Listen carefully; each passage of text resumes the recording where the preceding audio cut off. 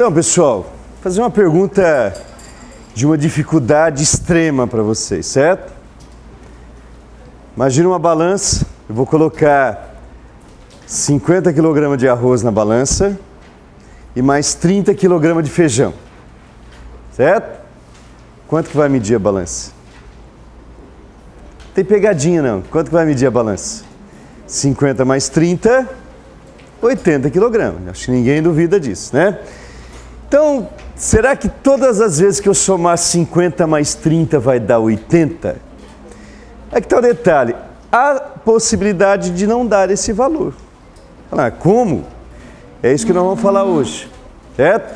Que as grandezas físicas, elas são, às vezes, são meio estranhas, digamos assim, com o que a gente está habituado. Vocês estão habituados a pegar número 3 mais 5 mais 7 mais 2 e somando algebricamente, né? A soma que a gente aprende lá no pré-2, pré-3, não sei direitinho, é uma soma algébrica. Mas será que é sempre uma soma algébrica? Então, essa é a resposta que nós daremos até o final da aula. Tudo que nós medimos na natureza chama-se grandeza física. Mediu é uma grandeza física. Vocês podem me dar um exemplo? Nós já falamos de algumas aqui desde o começo do semestre. Velocidade é uma grandeza física. O que mais? Aceleração é uma grandeza física. Tempo é uma grandeza física. A temperatura que está 45 graus Celsius aqui dentro é uma grandeza física, certo? Então são grandezas físicas. Mediu de alguma maneira, você está falando de uma grandeza física. Só que existem grandezas que são escalares, que são aquelas que você define apenas por um valor numérico, um número, um valor, e uma unidade de medida, porque, lógico, se não tiver unidade de medida, não é uma grandeza física. Você não pode passar a informação de que um carro está a 30, qual a velocidade dele? 30. Mas 30? 30 o quê? 30 unidades de velocidade, 30 km por hora, 30 metros por segundo, alguma coisa desse tipo, tá? Então, se eu souber o valor numérico e, obviamente, a unidade de medida, eu sei tudo sobre ela. Exemplo, pessoal, a massa de um corpo. Por exemplo, qual é a sua massa? Essa é uma pergunta que não se deve fazer, principalmente para as mulheres, né? Qual é a sua massa? A minha massa é 60 kg na direção norte, no sentido da esquerda para a direita. Essa frase fez sentido? Não, para que você saiba qual é a minha massa, um dia foi, há uns 500 anos atrás, 60 kg, basta que eu diga a vocês, 60 kg, mais nada. Então, o valor numérico e a unidade definiram a grandeza chamada massa. Outra grandeza, tempo. Vocês estão na rua, uma pessoa pergunta que horas são, você fala, são 2 horas na direção diagonal, no sentido do oeste para o leste. Fez sentido essa frase ou não? Não, para que o cara saiba que horas são, basta que você diga o quê? 2 horas, nada mais. Você define o tempo por um valor numérico e uma unidade de medida. O que mais? Energia, isso aqui nós vamos estudar com detalhes. Por enquanto vocês vão aceitar, energia é uma grandeza escalar, temperatura é uma grandeza escalar, né? Temperatura da sala, está subindo, 49 graus Celsius. Pronto, você já sabe qual é a temperatura, não precisa passar mais informação. Mas nem tudo é assim. Por exemplo, qual é a grandeza responsável pelo movimento dos corpos? Se eu quiser mover esta garrafa, o que eu tenho que aplicar sobre ela? Tem que aplicar uma força. Aí eu digo a vocês que sobre aquela garrafa será aplicada uma força de 15 newtons. O que eu informei? O valor e a unidade de medida. Vocês sabem para onde que ela vai? Vocês não sabem. Faltou informação. Agora, se eu disser a vocês, a força sobre a garrafa será de 15 newtons na direção vertical, no sentido de baixo para cima, vocês podem fechar os olhos que vocês sabem o que está acontecendo com ela. Então, há grandezas, existem grandezas na natureza, na física, pessoal, que não basta o valor numérico e a unidade de medida. Isso, então, quer dizer que nós estamos falando de uma grandeza vetorial. A grandeza vetorial ela precisa de 3 elementos para definir: o módulo, a direção e o sentido. Certo? Na grandeza escalar eu coloquei valor numérico, porque uma grandeza escalar pode ser positiva ou negativa. Temperaturas negativas, vocês já ouviram falar, né? Energia, algumas coisas podem ser negativas. Agora, grandeza vetorial a gente trabalha com módulo. Módulo é aquele número que você despreza o sinal, né? Então, o módulo, a direção e o sentido. Você tem que orientar a grandeza. Não basta dizer vale tanto, vale 15 newtons. Não, 15 newtons na direção tal, sentido tal, certo? Então, isso é uma grandeza chamada vetorial. E, dentre elas, exemplo. O exemplo mais importante, o primeiro que a gente usa, é a força.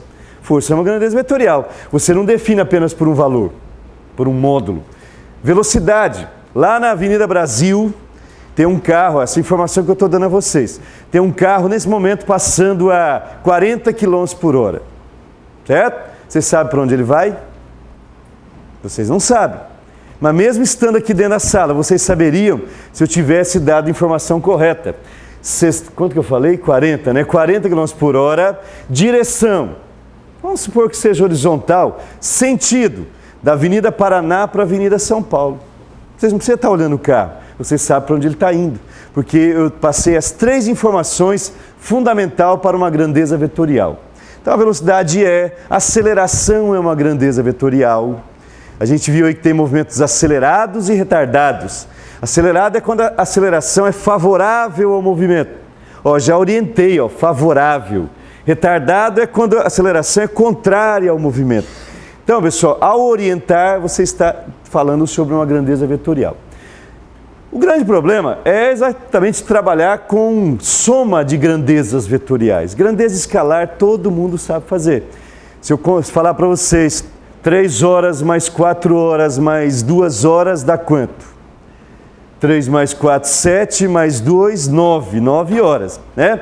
Agora, e se uma força de 3 newtons, outra de 4 newtons e a outra de 2 newtons atuar, será que vai dar 9 necessariamente? Não, vocês vão ver que não, tá? Então, grandeza vetorial é um pouquinho mais trabalhoso do que uma grandeza escalar. Bem, precisamos representar uma grandeza vetorial. Grandeza escalar não tem segredo. Quem que representa uma grandeza escalar? Um número. Já está representada a massa de um corpo, 30 kg, mais nada. Agora, grandeza vetorial, a gente usa uma entidade geométrica matemática chamada vetor. Aliás, por isso que chama grandeza vetorial. Falando assim, o cara se assusta. Entidade geométrica matemática. O que é um vetor, pessoal? É uma seta, é uma flecha, certo? Então, essa flecha representa uma grandeza vetorial e essa flecha tem o nome de vetor. E qual é a lógica? Porque ela tem as 3 coisas que uma grandeza vetorial precisa. Ela tem um comprimento, que é o seu tamanho, o seu módulo. Ela tem uma direção, ela está numa linha. E ela tem um sentido, certo? Então, essa flecha, chamada vetor, representa força, velocidade, aceleração. Vocês vão lembrar de coisas que vocês já estudaram no passado, que nós vamos estudar brevemente. Só como exemplo. Vocês sabem que existe uma força puxando essa garrafinha verticalmente para baixo. Que força é essa mesmo? Gravidade, o peso. Aí eu peço para vocês representarem. Como é que vocês vão representar? É só um número? Não, como é que eu sei que a força puxa verticalmente para baixo? Você coloca uma flecha verticalmente para baixo e escreve peso, certo? Então, por isso que a gente utiliza uma flechinha chamada vetor para representar essa grandeza chamada vetorial, certo? Obrigatoriamente, a grandeza vetorial, ela tem que ter uma letra que simboliza. Então, vocês estão vendo aqui a letra V. Sobre a letra deve aparecer uma setinha. E essa setinha sempre começa na esquerda e termina na direita aqui, tá? Então, como é que eu leio isso aqui, pessoal? Não é apenas V. Isso aqui é o vetor V, tá? O vetor F de força, o vetor A de aceleração, o vetor E de campo elétrico. Então, toda letra que simboliza um vetor deve ter uma setinha sobre ela, exatamente para dizer, ali é um vetor, certo? O vetor começa, que coisa maravilhosa, o vetor começa na origem e termina na extremidade. Essa questão vetorial, além de trabalhar que não é uma coisa, não é uma coisa muito comum na nossa... A gente está muito acostumado com grandezas escalares. O que mais tem na física são grandezas escalares. As grandezas vetoriais são poucas. Então a gente não tem muito hábito. Então a gente precisa saber escrever direito. Por exemplo, vocês jamais vão poder botar uma letra aqui e não ter uma flechinha. Da mesma maneira que, e se eu quiser apenas representar o tamanho, o módulo desse vetor? Como é que eu represento? Da maneira que a gente conhece da matemática. Ó, essas duas barras significam o quê? Módulo. Então, como é que eu leio isso? É o módulo do vetor V. Certo? Quer dizer, as duas barras módulo de quem? Do vetor V. Ou simplesmente, tem uma maneira mais simples de se escrever isso, que é apenas a letra sem a flecha em cima dela. Representa um módulo. Então, se você escrever a letra, você está fazendo a mesma coisa que isso aqui, ó. Certo? Lógico que assim é mais fácil, é mais rápido. A gente vai usar mais essa aqui. Certo? Então, o módulo de um vetor pode ser representado da sua maneira tradicional, né? Como a gente aprende em matemática, ou de uma maneira simplificada. Isso quer dizer o seguinte, que se eu, por exemplo, isso está certo, isso aqui está certo, isso está errado, porque eu estou dizendo para vocês que o vetor F é igual a 30 newtons, mas um vetor não é igual apenas a um número. O que mais que tem um vetor além de um número? Direção e sentido. Então, o que é o correto eu fazer? Agora leia de novo.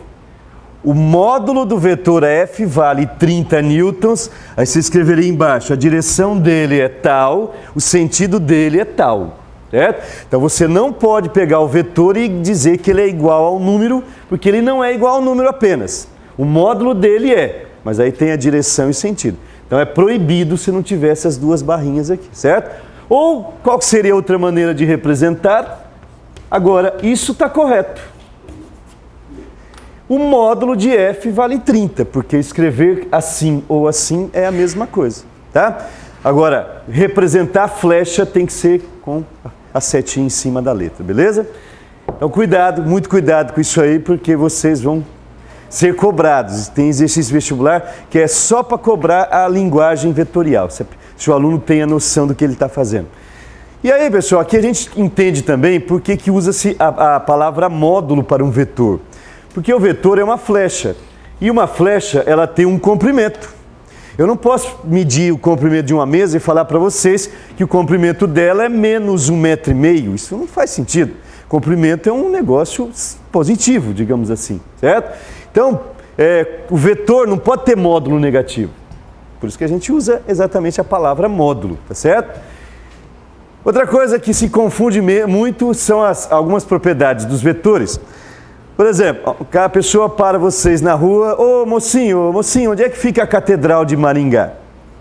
O que a gente mais ouve, o senhor segue na direção da Avenida Getúlio Vargas, que o senhor chega lá. Se a pessoa souber física, ela pode se ferrar bonitinho com essa informação que você passou para ela. Tá? Porque, na verdade, a informação que eu dei não é a informação mais correta. Porque a gente confunde direção com sentido. E vocês não podem mais a partir de hoje. Dado 2, 3 ou mais vetores, dizemos que esses vetores têm a mesma direção se eles forem paralelos ou colineares, na mesma linha. Que aí seria um caso trivial. Tá? Então, ter a mesma direção significa ser paralelo. Então, por exemplo, esses 3 vetores aqui são de mesma direção, porque eles são todos paralelos entre si. Inclusive o B e C que estão na mesma linha. Ah, mas peraí, o C está apontando para a esquerda, o B para a direita. Não tem nada a ver. A regra é, para ter a mesma direção tem que ser paralelo. Certo? E é o caso do vetor A, vetor B e vetor C, que vocês estão vendo aqui. Beleza? Agora, quando é que os vetores têm o mesmo sentido? Aqui está o detalhe. Os vetores têm o mesmo sentido, primeiro, precisa ter a mesma direção. Já é obrigatório. E ter a mesma orientação. Ou seja, as setinhas devem estar apontando para o mesmo lado. Tá? Que é o caso desses outros 3 vetores que estão aqui embaixo. O vetor A, vetor B, vetor C. Tem a mesma direção? Tem. São paralelos. Tem o mesmo sentido? Tem. Por quê? Porque a orientação da seta é a mesma. Os 3 estão orientados da esquerda para a direita. Ou, se a gente quiser gastar um pouquinho, do oeste para o leste. Ó, que fica bonito, hein? Tem que saber os pontos cardeais aqui na aula de vetores aqui, beleza? Aliás, pessoal, os 6 vetores que vocês estão vendo aqui, eles têm a mesma direção, não tem? Eles são todos paralelos. Só esse aqui que tem sentido contrário aos demais, tá? Então, por que a frase que eu informei para a pessoa não é uma frase muito correta? Ah, o senhor segue na direção da Getúlio Vargas. Ó, o tablado é a Getúlio Vargas, a catedral é a tela aqui. Ó, tô eu andando na Getúlio Vargas. Tô eu andando na Getúlio Vargas. O que aconteceu com a minha direção em qualquer momento aqui, ó? Continua a mesma. Se eu for para lá, eu estou falando que o cara falou para mim. Segue na direção da Getúlio Vargas. Estou seguindo, é. Só que a catedral ficou para lá, certo? Então, o correto seria dizer o quê? O senhor segue na direção da Getúlio Vargas, no sentido, aí você tem que ver aí, porque o sentido vai sempre de um lugar para outro. No sentido da rodoviária velha para a prefeitura. Aí o cara, se não souber, se não conhecer a cidade, está ferrado do mesmo jeito, mas pelo menos você deu a informação correta para ele.